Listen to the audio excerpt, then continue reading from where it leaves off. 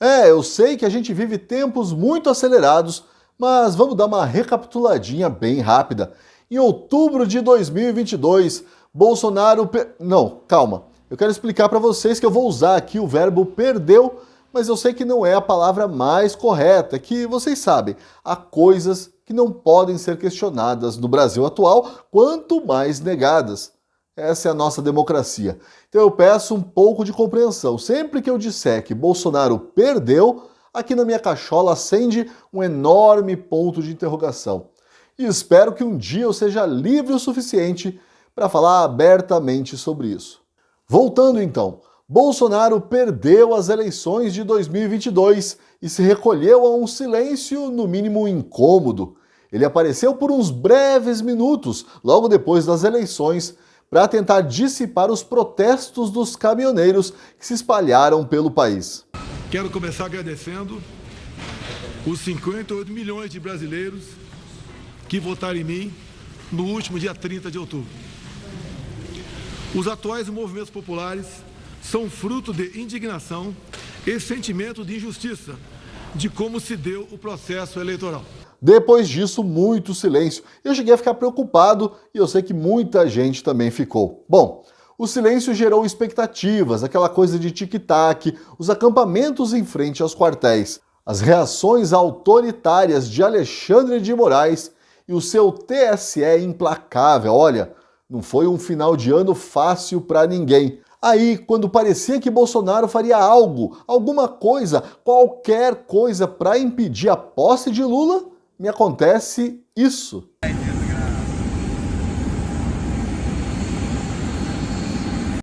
Bolsonaro foi embora do Brasil, juntou as suas coisinhas e foi lá para os Estados Unidos. Naquela hora eu pensei, Bolsonaro morreu politicamente. Ele não se elege nem para síndico mais. Mas não é que eu estava redondamente, triangularmente, quadradamente errado? O que é uma boa e uma má notícia, como eu tentarei explicar a seguir, logo depois da vinhetinha.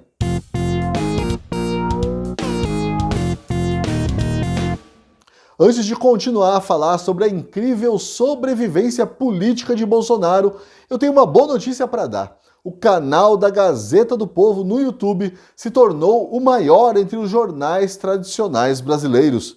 E isso só foi possível graças a você que se inscreveu, que compartilhou meus vídeos e que aumentou o engajamento, dando like e comentando. Muito obrigado mesmo. Eu só queria acrescentar uma coisinha.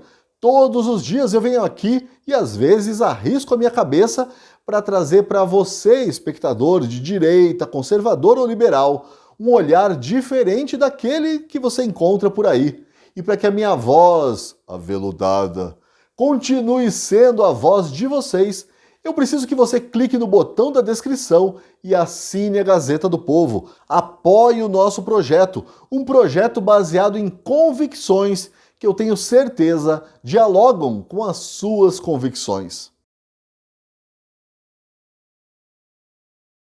Aqui vale uma confissão. Eu não acreditava que chegaria aqui hoje, no dia 15 de março de 2023, fazendo um vídeo sobre Bolsonaro. Eu acreditava que Bolsonaro, enquanto fenômeno político, estava morto e enterrado. Ainda mais depois do que aconteceu naquele dia 8 de janeiro. Se bem que, pensando bem, o que aconteceu naquele dia mesmo? Eu já nem sei mais. Bom, o fato é que depois que a poeira deu uma sentada, foi como se Bolsonaro ressuscitasse. Teve, por exemplo, aquele papel que acharam na casa do ex-ministro Anderson Torres, que, aliás, continua preso por indícios de omissão. Mas como os absurdos jurídicos se tornaram corriqueiros no Brasil, ninguém mais fala nada sobre o coitado. Depois surgiram várias notícias sobre a Covid, que sugerem que Bolsonaro e todos os que fomos chamados de negacionistas talvez estivéssemos com a razão. Teve a participação de Bolsonaro em eventos nos Estados Unidos com ampla cobertura da imprensa tupiniquim. Ainda pode falar tupiniquim ou já proibiram? Teve ainda o escândalo das joias sauditas, que jogou mais luz sobre a tendenciosidade dos meus colegas de imprensa. E agora, até as motocicletas, manifestações legítimas e pacíficas de apoio ao ex-presidente, estão sendo usadas como pretextos para se tentar destruir politicamente não só Bolsonaro, mas sobretudo o bolsonarismo. Nesse tempo todo eu comecei a ver muita gente que no comecinho do ano estava revoltado, chamando o Bolsonaro de fujão e de covarde, mudar de lado. Ou pelo menos parar para pensar que talvez Bolsonaro, com todos os seus muitos defeitos, fosse mesmo melhor do que Lula e todas as suas falsas qualidades. Mas sobre a sobrevivência política de Bolsonaro, eu tenho uma notícia boa e uma notícia ruim. Qual você quer primeiro? Vou começar com a notícia boa. Mas qual era a notícia boa mesmo? Ah, sim, a notícia boa é que, ao contrário do que muito pessimista achava, a derrota de Bolsonaro... Bem, lembra o que eu falei antes, né, sobre o verbo perder. A derrota de Bolsonaro não significou o fim do pensamento conservador, direitista ou liberal, eu nunca sei como chamar. Mesmo em sua forma mais personalista, mais associada a uma só pessoa, o bolsonarismo ainda está por aí, na cabeça das pessoas, como esperança ou como um bicho-papão. Agora o lado preocupante dessa história, ou melhor, os lados preocupantes, porque eles são dois. A sobrevivência política de Bolsonaro, se ela se prolongar, claro, impede o surgimento de novas lideranças de direita que sejam viáveis para 2026. E aí o bolsonarismo meio que se iguala ao petismo, que depende da figura de Lula. Mas a pior notícia mesmo parece ser o interesse do PT, de Lula e da imprensa militante na sobrevivência política de Bolsonaro. E principalmente na manutenção da imagem de Bolsonaro como uma ameaça à democracia. Se esse cenário se mantiver, Lula e o STF poderão aumentar a repressão à direita sob o argumento de que a, entre aspas, ameaça fascista continua por aí e pode voltar. Resta saber como Bolsonaro será recebido se voltar mesmo ao Brasil nas próximas semanas, como havia prometido. O pessoal fica meio melindrado quando a gente diz que ele ou qualquer outro político de direita pode ser preso, mas no Brasil de hoje nunca se pode excluir essa possibilidade. Ou será que Bolsonaro voltará ao Brasil disposto a liderar as massas contra a caquistocracia, isto é, o governo dos piores que atualmente comandam o país? No meu texto de hoje para a Gazeta do Povo, eu ponho fim a 2 dias de um bloqueio criativo sem precedentes e comento os 10 primeiros tweets que apareceram na minha timeline na tarde de ontem.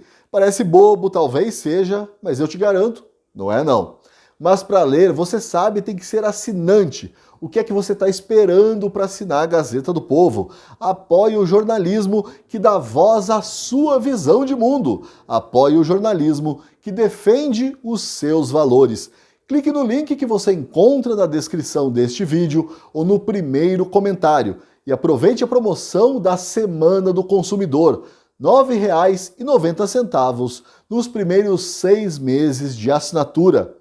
E não se esqueça de dar o seu like, de comentar, de compartilhar e de se inscrever no canal. Até amanhã! Porque a Gazeta do Povo precisa ser o seu jornal, quem assina a Gazeta acompanha as principais notícias com um jornalismo apoiado em valores claros, como a defesa da livre expressão e de políticas que tiram o peso do Estado de cima de quem faz o mercado girar. No caso, você. Só a Gazeta traz reportagens e análises que refletem de verdade essas convicções, seja quando analisamos a política ou falamos de inovação na economia. Assine a Gazeta e faça parte de uma comunidade que quer mais do Brasil.